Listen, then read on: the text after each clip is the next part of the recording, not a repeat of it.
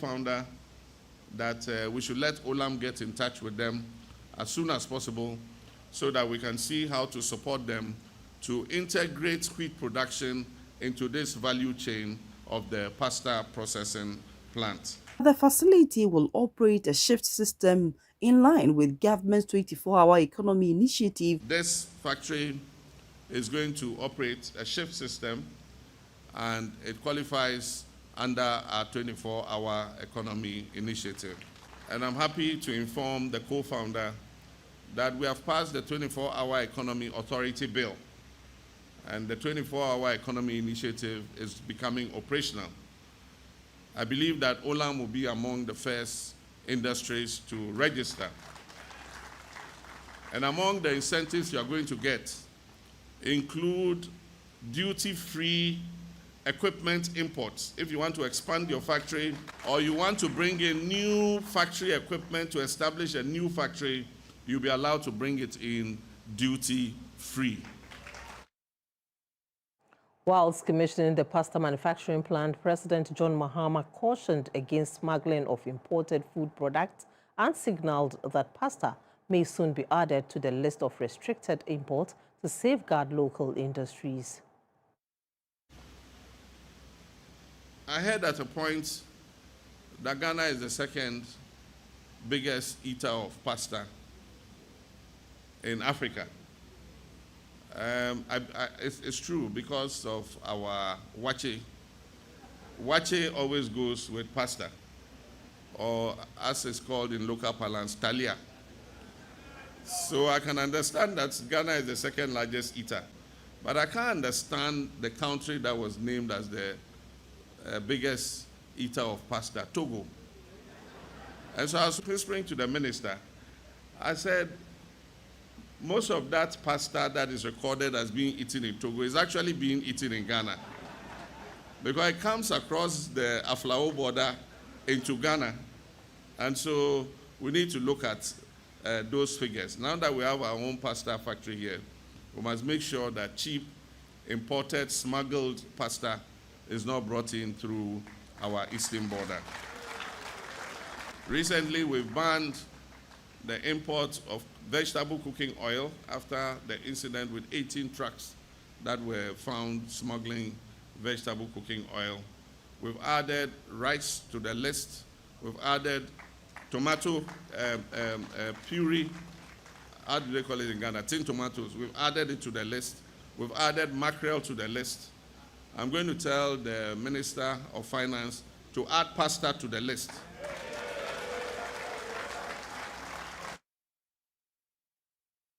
The Vice President, Professor Nana Jane Opoku-Agyeman, has reaffirmed government's commitment to advancing girls' education, describing it as critical to national development.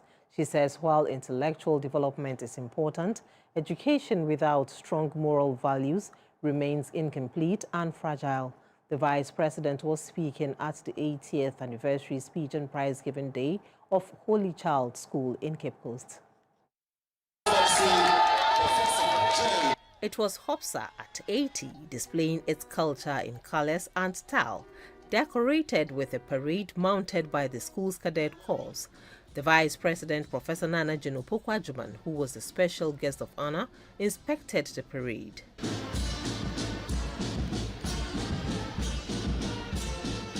In her address, she said the education of the girl child remains a key priority of government and is part of efforts to improve Ghana's human capital development. A school that develops intellectual skills without integrity becomes fragile. A school that develops both strengths produces leaders. Looking at these students, I am reminded of similar institutions founded on strong-based principles too. They demand excellence. They have always recognized that educating girls is a national strategy. Professor Opoku-Agyeman indicated that while the current system of education is giving much consideration to technology and innovation, equal attention must be given to character formation. The Vice President commended Holy Child for having turned out generations of distinguished women and assured the School of Government support after concerns were raised about infrastructure and transportation. She promised that the school will receive a bus. An official from the Ministry of Education expressed concern about the rising cases of examination malpractice and moral decadence in our schools, calling for collective action to restore discipline. The celebration was held under the theme, 80 Years of Developing Globally Impactful Women of Substance. The government of Ghana has formally launched a protest with the United Nations after a measles strike targeted Ghanaian peacekeepers serving with the United Nations interim force in Lebanon. The attack, which occurred in southern Lebanon on March 6, 2026, left 2 Ghanaian soldiers seriously injured. Officials say the protest underscores Ghana's concern over the safety of its personnel and its commitment to ensuring accountability for the incident. In a protest letter addressed to the UN Secretary-General Antonio Guterres, the Minister for Foreign Affairs, Mr. Samuel Okudzeto-Ablakwa, called for a full, immediate, impartial and transparent investigation into the circumstances surrounding the attack on the Ghanaian battalion. The government strongly condemned the attack, describing it as a grave violation of international law and an affront to the protections afforded United Nations peacekeeping personnel. They demand that those responsible be identified and held accountable. Ghana has also urged the United Nations to take all necessary steps to ensure the safety and security of members of the Ghanaian contingent and all personnel serving under the mission. The government further assured the injured soldiers and their families that every effort is being made to pursue justice and enhance protection for troops deployed on peacekeeping duties. Ghana reaffirmed its long-standing commitment to United Nations peacekeeping operations, emphasizing that the safety of peacekeepers must remain a top priority in efforts to maintain international peace and security. Also, panelists on GBC's current agenda raised concerns about the U.S.-Israel nuclear program amid rising tensions with Iran, stressing the need for transparency and adherence to international law. They noted global attention on the issue, while Ghanaians worry about regional stability and impact on oil prices. With Ghana's reliance on imported petroleum products, any surge in global oil prices could drive up fuel costs and transport fares, putting pressure on the local economy. Our institutions are not working. If there's a proper audit service, perhaps, that person could not have stolen that level of money from that corporation. Right. So it comes back to us, the elites. It comes back to leadership. It comes back to government. This war was pre-planned, premeditated. It didn't start because of any provocation from the Iranian people. And that makes this war a Trump and Netanyahu war. It's not a war of the Americans, neither is it a war of the Israelis. Because if you look at this war back home in America, it's very unpopular among the American people. Statistics shows that only 21% of Americans approve it, and over 50% said they were not interested and it was too expensive to go into such an enterprise. The Gulf states have personally called on the Iranians not to continue bombing their areas. After all, your interests that you wanted to bomb, you have cleared them. You've cleared all the bases in the Gulf regions, in the Gulf region, so leave us in peace. And I'm happy they've agreed to that. It means that tension will come down. And I pray that the tension comes down so that the effect at the end would not be too much on Ghana. And I also hope that my president and his economic management team would manage the economy well during this crisis to ensure that we don't derail the efforts that we have made so far within the 1 year. Yesterday, communities across the nation, residents, traditional leaders, and school children alike came together to celebrate Ghana's progress and reflect on the journey since independence in 1957. Here are some highlights from the regions. In the central region, the capital, Cape Coast, hoisted its flag at the Jubilee Park It began with a parade of students. The municipal chief executive, Mr. Justice Arthur, who represented the regional minister, inspected the parade. The security services, political parties, and traditional leaders were not left out in the celebration. The event featured march pasts and stylish salutes. Speaking on the theme, Building, Restoring Hope, the municipal chief executive urged the youth to take advantage of the economic opportunities that the government is creating. The participating schools were given awards. The Royal Palace School received the Best Performance Prize. Green African Youth Organization also took part in the 69th anniversary with placards informing Ghanaians of climate change and its adverse effects. In the Western region, the Independence Day celebration was anchored on the national theme, Building Prosperity, Restoring Hope. The Western Regional Minister, Mr. Joseph Nelson, said the theme speaks directly to the national aspirations and reminds Ghanaians that the work of nation building requires collective commitment and shared responsibility. To him, building prosperity requires productive work and ensuring that development improves the very lives of the people, while restoring hope means renewing confidence in national institutions, even as citizens believe in the promise of a better future. He maintained that the ordinary Ghanaian must remain at the center of national effort, just as they were at the forefront of the struggle for independence.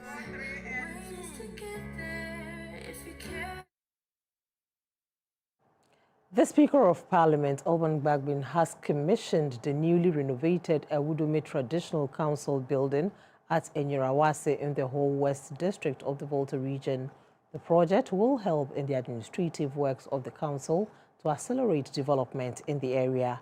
Speaker Bagbin, who holds the traditional title Togbe Nutefewola of Awudome, used the occasion to cut the sod for the construction of an 8-unit classroom block for the Enyirawase EP Primary School. Renovation works on the Awudome Traditional Council building cost thousands of Ghana cedis and was funded by the Speaker of Parliament, Mr. Alban Bagbin, with support from the Member of Parliament for Whole West, Mr. Emmanuel Bejra, and the people of Awudome. The edifice embodies a conference hall, offices, and ancillary facilities. The new building is expected to provide a conducive environment for the council's operation and meetings on development of the traditional area. The paramount chief of Awudome, Togbega Adai Kwesijani, said the edifice will help promote local governance in the area. He was grateful to Mr. Alban Bagbin for the support. The Volta Regional Minister, Mr. James Kunu, hailed the collaboration between traditional and political leaders in the region, which he said is driving development. Speaker Bagbin said the resolve to support and renovate the traditional council building stemmed from his belief in the ability of the chieftaincy institution to build on the foundations of the forebearers of the country. He said chieftaincy has contributed to the country's jurisprudence and strengthened governance, architecture, and peaceful coexistence. Chieftaincy is the binding force that has held our nation and its people together for centuries. And there is a lot to learn from chieftaincy. That is one of the features that have been identified by researchers to show why Ghana is a land of peace in the middle of a struggle sub-region called West Africa. Speaker Bagbin also cuts the sword for the construction of an 8-unit classroom block with ancillary facilities for the Enyirawase EP Basic School. The project is expected to be completed by the end of this year. Still in the Volta region, the MTN Ghana Foundation has handed over a newly expanded accident and emergency center to the Ho Teaching Hospital to shore up emergency healthcare services in the region. The facility, constructed at a cost of some 15 million Ghana cedis, is expected to improve the hospital's capacity to handle critical cares and reduce referrals. The new Accident and Emergency Center at the Ho Teaching Hospital is expected to significantly improve emergency healthcare delivery in the Volta and Oti regions. Constructed by the MTN Ghana Foundation, The facility is fully equipped with state-of-the-art equipment designed to support doctors and nurses in providing critical care during emergencies. The Chief Executive Officer of the Whole Teaching Hospital, Dr. Hinterman Imro, described the project as a major boost to the hospital's emergency services and a quest to become a hub of excellence in medical tourism. In moments of trauma, sudden illness, and crisis, the difference between life and death often depends on how quickly and effectively care can be provided. The Chief Corporate Services and Sustainability Officer of MTN Ghana, Adjoa Riafi, said the project forms part of the company's commitment to improving healthcare infrastructure across the country. According to her, the center was built to international standards and will provide healthcare professionals with the tools needed to respond effectively to life-threatening situations. For us at MTN, today is a reminder of why we exist as a corporate citizen and what is possible when we translate our purpose into commitment and then to action. There's a simple truth that inspires the work we do. Health is life. Say, save a life, save the world. It is not a privilege. It is a right. It is not a gift. It is a shared responsibility.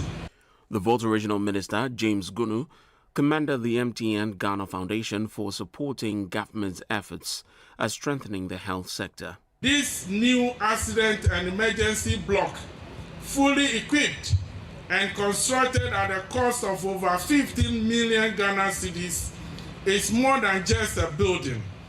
It is a lifeline. This facility will dramatically improve the capacity of the whole teaching hospital to handle emergencies, including the need for stressful and costless referrals outside the region. The Accident and Emergency Center is part of MTN Ghana Foundation's nationwide health interventions aimed at improving healthcare delivery and saving lives across the country.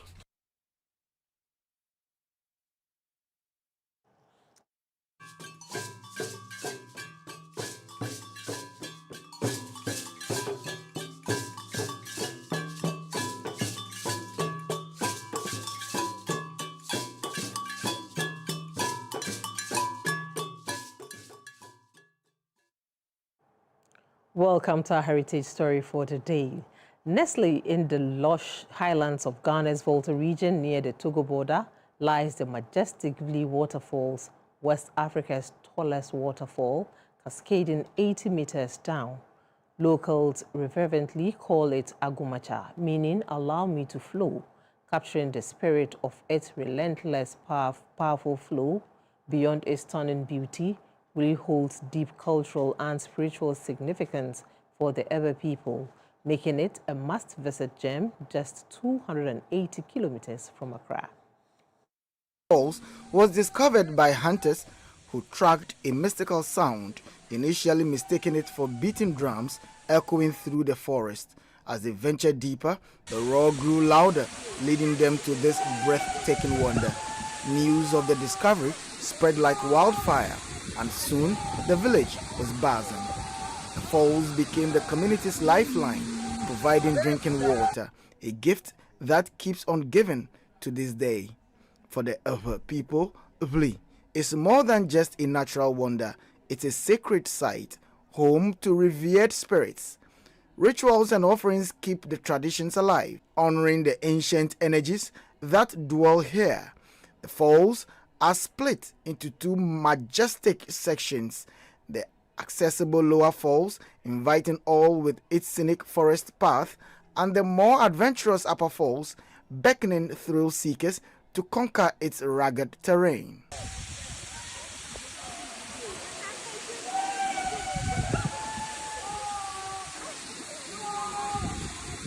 The Agumacha River breathes life into Vley Waterfalls, its crystal waters cascading down from the Akwapim Togo ranges.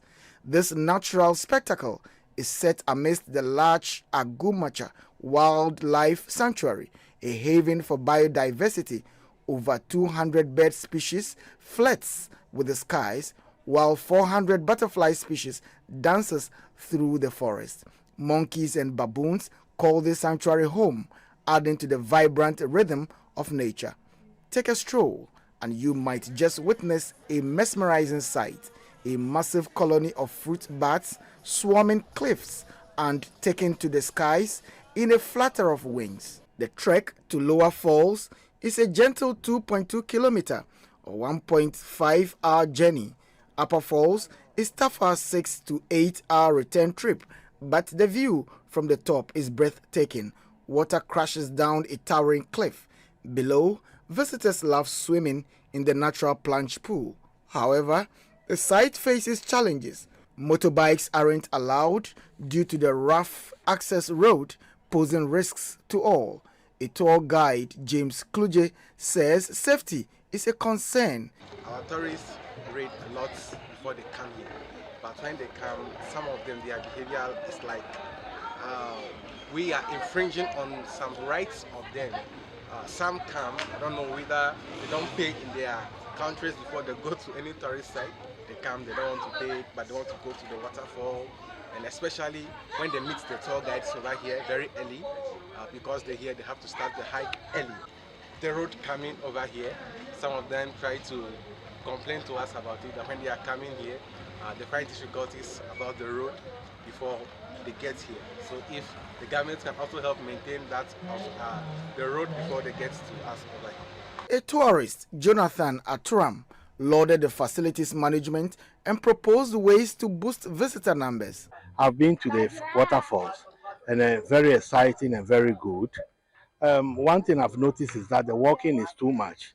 So if it will be very nice, the management should provide something like a cable car so that the cable car will convey people from one point to another. The manager of Vli, Agumacha Waterfalls, Lawrence Titirim, mentioned some challenges currently confronting the facility. The road to the place also must be taken care of more than how it is now.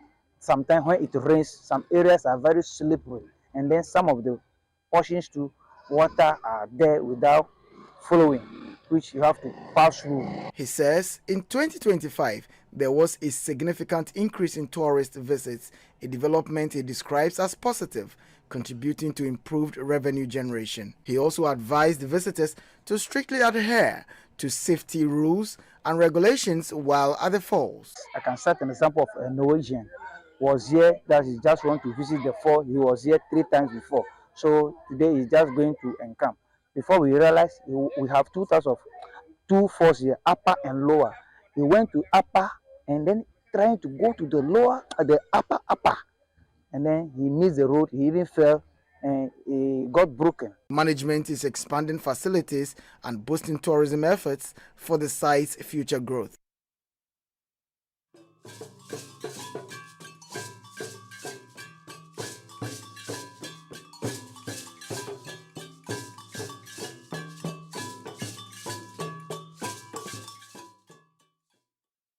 That was our Heritage Month story for the day.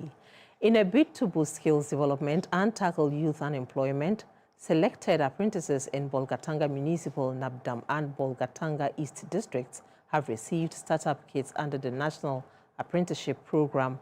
Peter Gringre tells us more in this story.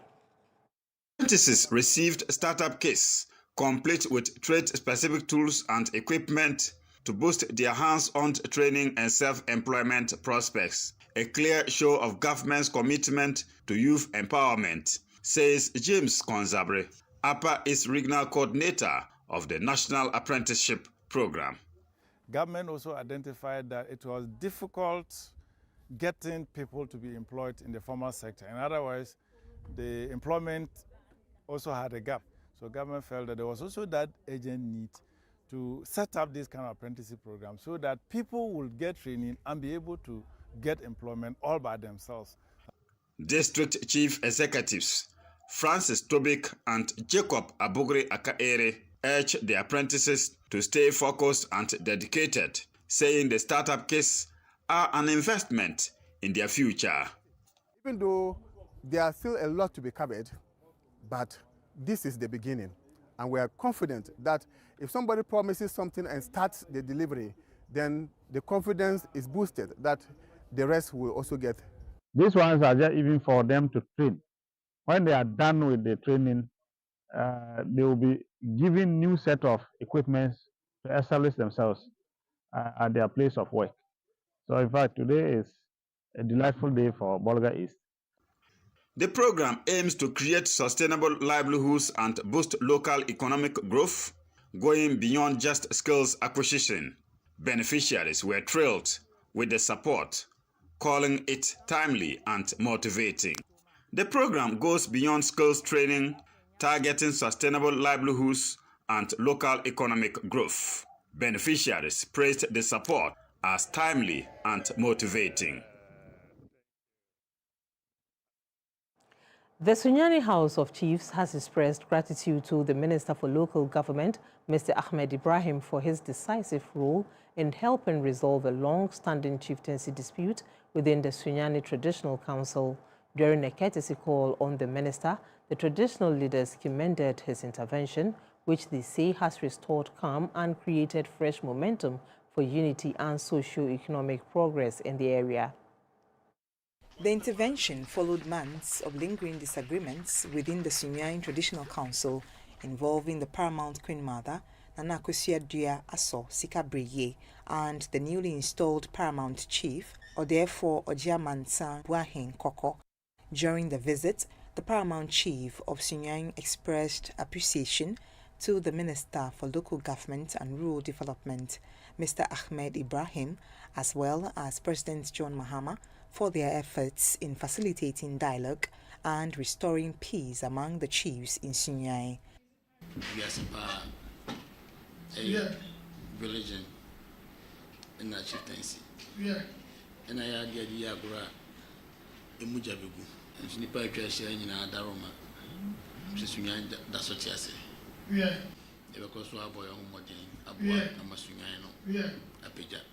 Local Government Minister Mr. Ahmed Ibrahim, in response, commended the delegation of chiefs for setting aside their differences and coming together in the interests of unity. He urged them to sustain the prevailing peace and harmony in order to foster development and progress in the area.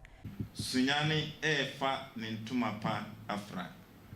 Intiye beya edin kabom ebeba Sunyani no e was na ndie asinei ema to me say we can follow up with the roadmap to make sure there is peace and tranquility in Sunyani. The renewed spirit of unity, leaders believe, will not only strengthen traditional leadership in Sunyani, but also create the stable environment needed to drive development across the area. For GBC News, Yaira Lawe reporting. According to World Health Organization data, non-communicable diseases are now the leading cause of death in Ghana, accounting for an estimated 45 to 50% of total mortality. Cardiovascular conditions such as stroke and hypertension, alongside metabolic disorders like obesity and diabetes, are also on the rise. Pollution-related deaths and lung cancer further compound the challenge. In response, the National Non-Communicable Disease Alliance Ghana, in partnership with the Ministry of Health, is intensifying efforts to educate both health professionals and non-health actors on strategies to curb the growing burden of NCDs.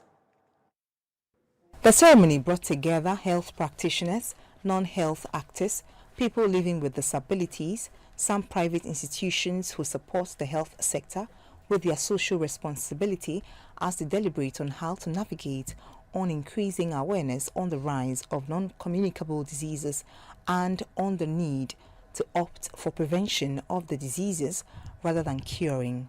Acting Director of Technical Coordination of the Ministry of Health, Dr. Hafiz Adams, called for more broader stakeholder engagement as he emphasized the need to bring people who are non-health practitioners to lead the charge in educating the general public on prioritizing their health care. It's time we brought in all these players outside the health so that they can support us in whatever way. So that in their planning, in their budgeting, they will remember that the NCD element should be factored in for us to be able to achieve our goal. If you are not in a certain field, the tendency is that you may not know all in, all out.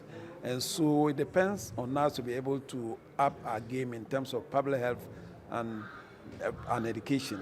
And so that's the element that we need to do. The chairperson for Non-Communicable Disease Alliance Ghana, Dr. Beatrice Wiafi, called for increased, simple and diverse ways of creating awareness on the rise of NCDs and prevention. Going to the communities, going to the churches, going to the schools to educate people, because lack of awareness is a big issue amongst our people, and people do what they hear. So if the medical people or the public health sector is quiet and rather other people are making a lot of noise, if somebody finds a problem, they will go to those who are making noise. But at the end of the day, they will be sent back to the hospital when it's too late. Lack of exercise. A lot of people do not even know that they have to do exercise. So we need to be talking about it. The general manager of Delta Airlines, Eloina Badu, a stakeholder of the NCD Alliance Ghana, assured the organization of increasing their support with resources as she praised the organizers for what she described as a historic event. The 1986-year group of Achimota School has unveiled a major restoration project on the school's iconic Agri Chapel as part of activities marking their 40th anniversary celebrations. For decades, the Agri Chapel has stood at the heart of Achimota School, hosting worship services, school ceremonies, and major milestones in the life of the institution. But with the school population growing to nearly 5,000 students, the iconic chapel, originally designed to seat about 700 people when it was opened in the 1950s, could no longer fully serve the needs of the community. As part of their 40th anniversary celebrations, the 1986-year group decided to take on the refurbishment of the historic building as their legacy project. President of Achimota School, 1986-year group, Accra, Sena Sion Boatin, said the decision to refurbish the chapel was taken in 2024 after the group identified structure as a central symbol of the school's heritage.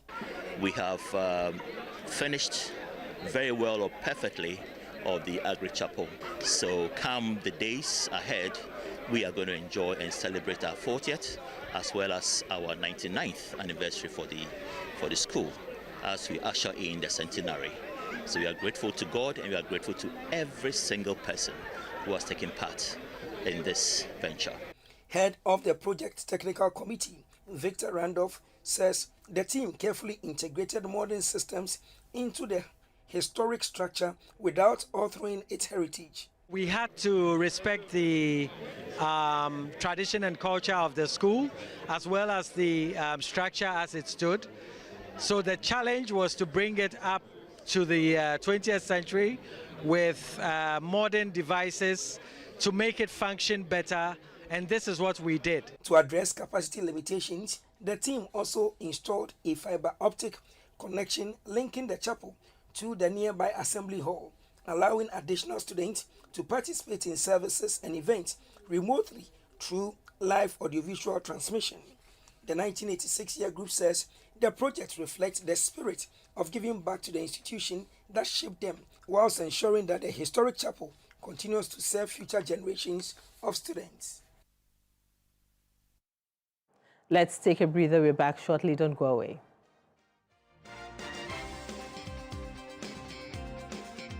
Mosquito repellent, highly recommended by Ministry of Health, CHAS and GES, lab tested by Noguchi Medical, field trialed by Atomic Energy Commission. It has no chemical or side effects and is good for all ages and skin type. MedShea is available nationwide. Contact us on 0244892413. This advert is approved by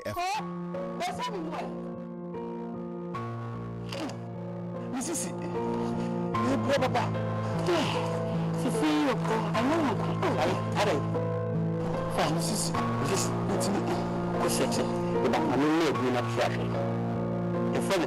rock is a limited young bar. This is coming and say, a drink with the pop. Angel rock mixture, a dinner or bono. The second from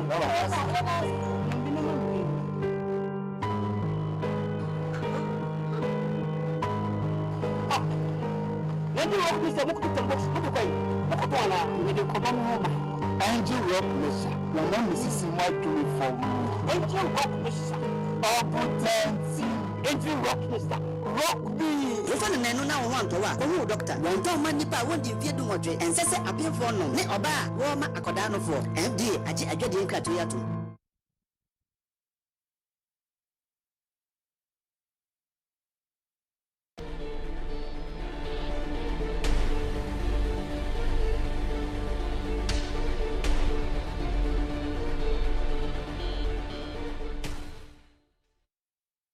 Welcome back. Let's talk business. Ghana has marked the successful completion of the International Labour Organization Japan Climate Cocoa Project, an initiative that links climate-smart agriculture with the fight against child labor in cocoa-growing communities.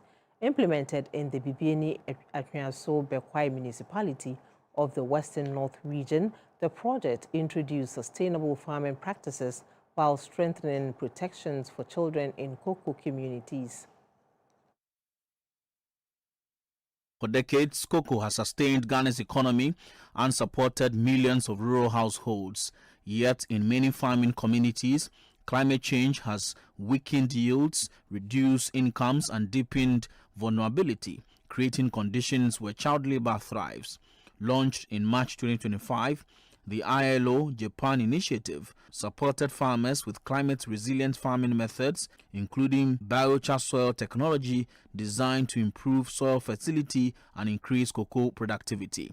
Speaking at the national closure event, the Minister for Labour, Jobs and Employment, Dr. Abdul Rashid Pelpo, described the Bibiani experience as a practical demonstration of how environmental sustainability and decent work can reinforce each other. He noted that unpredictable rainfall patterns, soil degradation, and falling yields had previously increased economic pressure on farming households, often forcing families to rely on child labor to maintain output. As we formally bring the climate-focused projects to a close, let it be a celebration of progress and call to action. Together, we can ensure that Ghana's cocoa sector becomes a global model that is productive, climate smart, and entirely free from child labor. Japan's ambassador to Ghana, Hiroshi Yoshimoto, commended the project's comprehensive approach, stressing that cocoa consumed globally must never be produced at the expense of children. Biochar is a great technology that improves soil fertility and promotes sustaining agriculture practices in a context where climate change is increasingly affecting rainfall patterns and reducing cocoa yields.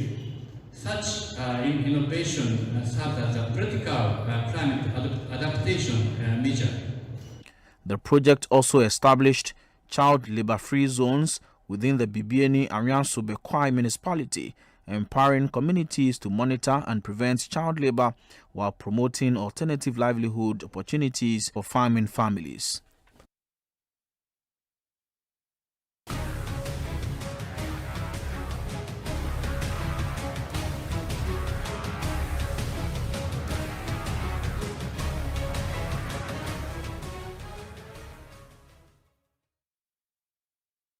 In some news across our borders, the Kenyan military has been deployed to assist emergency rescue services as local toll road operators waived fees for an elevated road.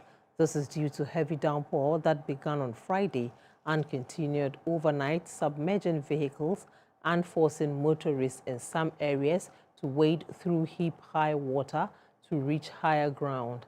A military rescue unit was deployed overnight to support emergency services, and as Red Cross response units struggled to reach people in need. Rain has been pounding in the country since late February, marking the start of long rain season. Previous rain seasons have seen flooding, landslides, and mudslides that have left hundreds of people dead and seen thousands of others displaced.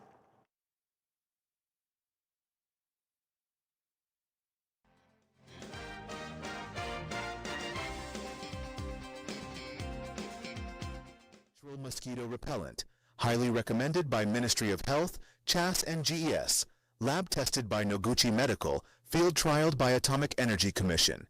It has no chemical or side effects and is good for all ages and skin type. MedShea is available nationwide. Contact us on 0244892413. This advert is approved by FDA.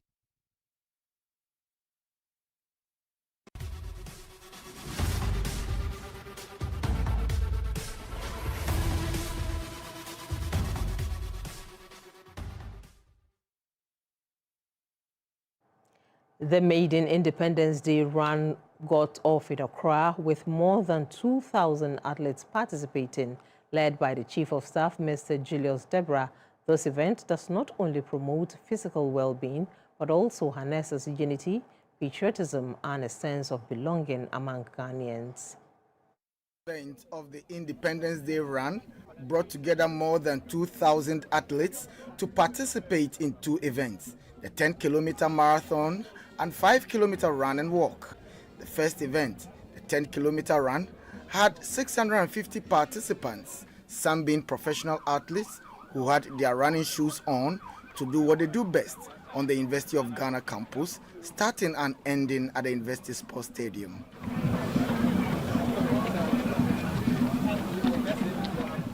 Then came the much-awaited 5-kilometer run and walk, which drew some 1,000+ participants. The Chief of Staff, Mr. Julius Deborah, the Presidential Advisor on Legal Matters and former Minister for Justice and Attorney General, Ms. Marietta Brewer Piaupong, and some security chiefs led the walk.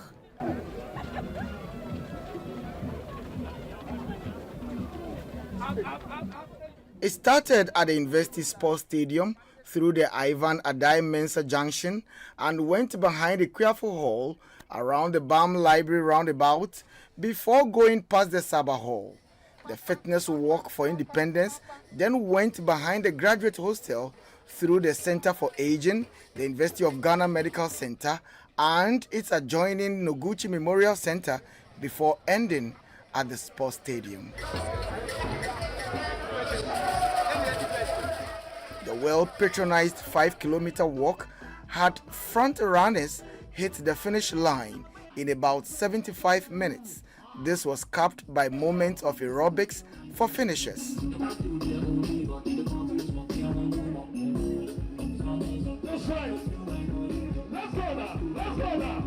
Organizers of the Independence Day run, the Millennium Marathon, said the high point of the race and walk is the participation of the young, old, and children.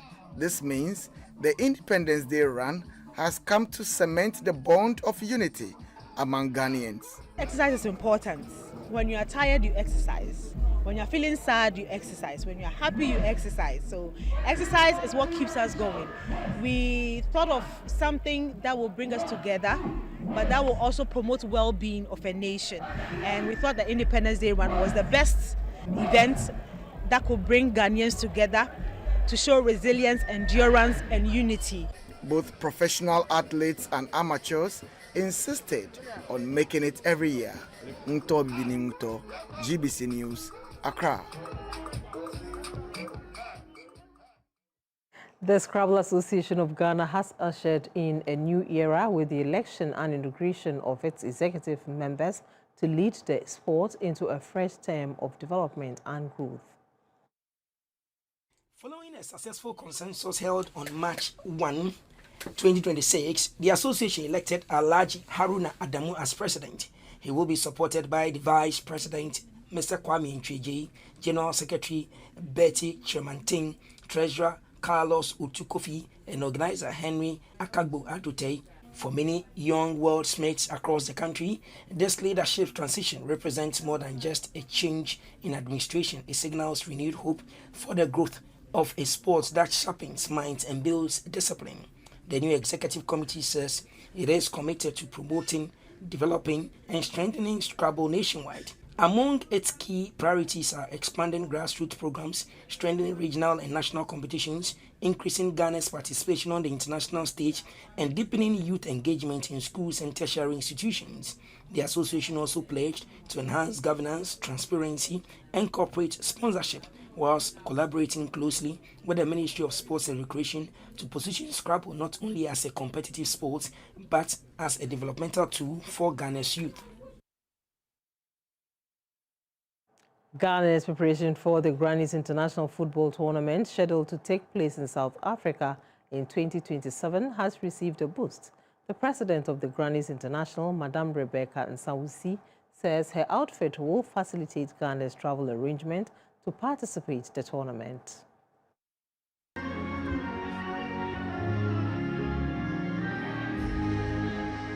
The women oldie stars of Ghana delivered an impressive performance to defeat Association of Femfoot Sunday, Togo 3-0 in the Grannies International Football Friendly Match held at La Magdan Park, Accra, at the weekend. The match, organized to promote women's football, friendship and sportsmanship between Ghana and Togo, saw the Ghanaian side dominate proceedings from the start to finish.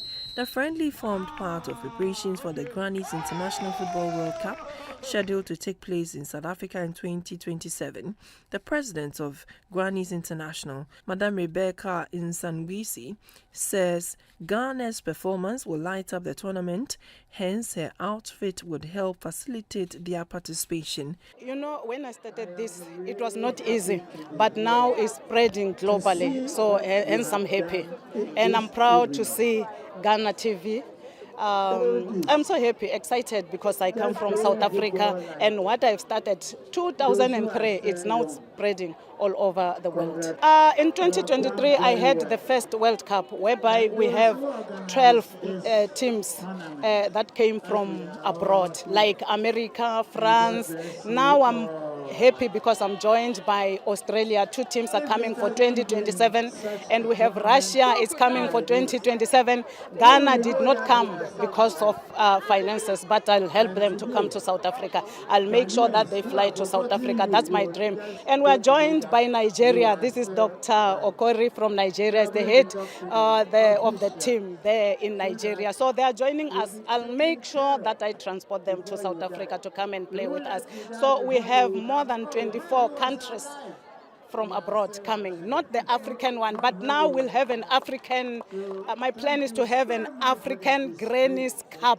I'm planning to have it in Ghana if we have support. That's my dream, maybe this year. And we also have the grandfathers playing. We have them. In South Africa, we have 12 teams now. My plan is to take some of the grandfathers to come to South Africa and play. I'm planning that if we have support. The challenge is support. It's not money, support. If we have support, I'll do it. The Grannies International Soccer Tournament is specially designed for elderly women who played football in their prime. The tournament promotes health, wellness, and combating lifestyle diseases among elderly women, whilst boosting socialization and networking.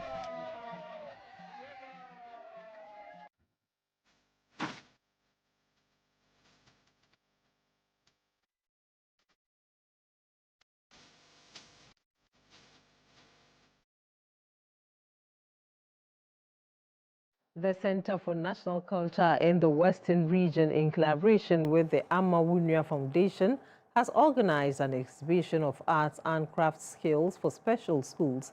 The initiative aims to support the integration of learners into everyday society by equipping them with practical and creative skills. Beneficiaries of the program include students from the Catholic Vocational School, Special School, and the Twin Cities Special School. The Arts and Crafts exhibition showcased the remarkable handmade creations of special learners, highlighting their intellectual abilities and vocational skills. On display were a wide range of products, including batik fabrics, tie and dye designs, woven kente items, basketry, beadworks, footwear, doormats, pillows, and more. The colorful ceremony brought together learners, staff, parents, and members of the community to celebrate the creative potential of individuals with special needs. The event underscored the importance of inclusion, demonstrating how their talents can enrich society and contribute meaningfully to everyday life. The Regional Coordinator of Education for Special Learners, Madam Regina Usuabura, emphasized the importance of inclusivity for individuals with special needs. She stressed that it is time for society to recognize that these children are capable of achieving great things when given the opportunity. The director and founder of the Ama Wunuya Foundation, Madam Diana Coney, explained that learners are trained in diverse skills tailored to each child's abilities and interests. She noted that the learners have been adequately prepared and urged parents of children with special needs not to neglect them, but rather to provide the support and encouragement necessary for their growth and development. Mr. Kasim Mreku, Acting Regional Director of the Center for National Culture, stated that the center will continue to collaborate with other organizations to provide training and organize more events such as the arts exhibition. He emphasized that these initiatives are necessary to advancing the mission of schools and improving the lives of individuals with special needs. That's all in this package by way of news. We are back at 10:30 with This Week. Do make time with us. Thanks for your time. Good evening.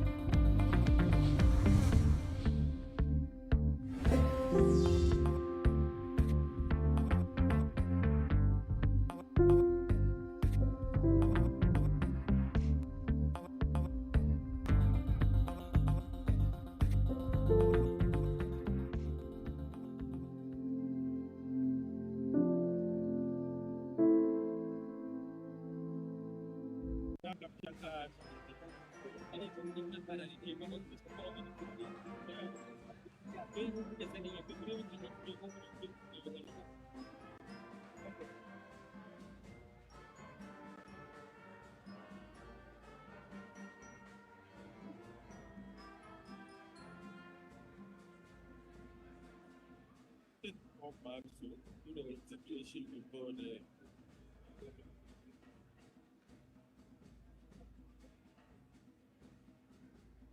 was one thing that's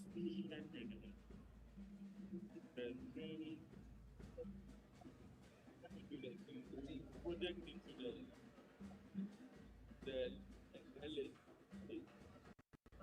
but those from the live streaming normally but when you do the integration, they will be able to get the people.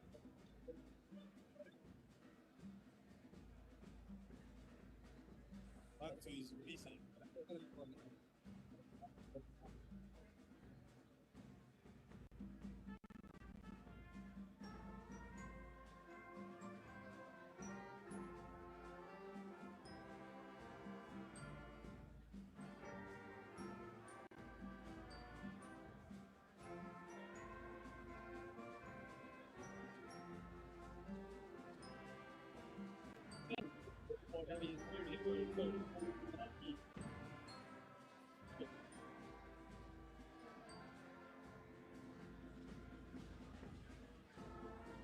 Ladies and gentlemen, shall we rise and welcome the Right Honourable Speaker of Parliament.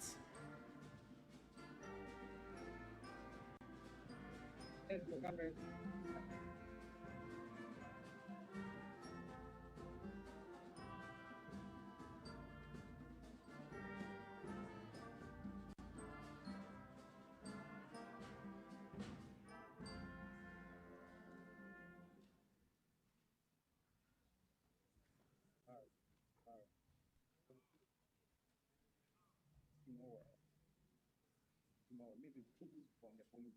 Yeah, the police. Yeah.